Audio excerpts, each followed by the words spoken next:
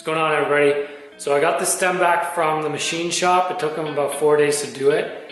So I'm gonna go ahead and try to install the front end today with hopefully some success.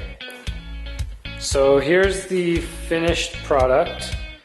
They basically, like I said, they cut the stem in half, and because it was hollow, I don't know if you can see that, they threaded the inside of the two halves here.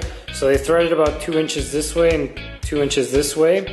They put a 5/8 size rod in there that had the thread, and then I got this nut from Home Depot, which gave me the exact measurement I needed to clear everything so I can put on both spanner nuts up here. I did put some set screws in here, so there's one there, there's one there.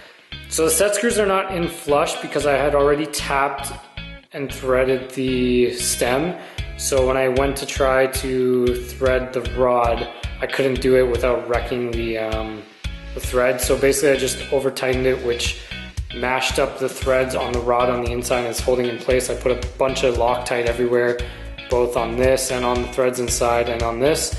I checked inside the neck of the bike there. These are totally nowhere near anything. It just doesn't look as great, but it still serves a purpose. So this is the finished product. I also polished the bottom yoke or the bottom triple.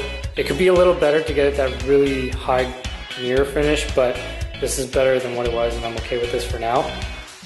So I'm gonna go ahead and install this now. This should actually be a lot easier than last time.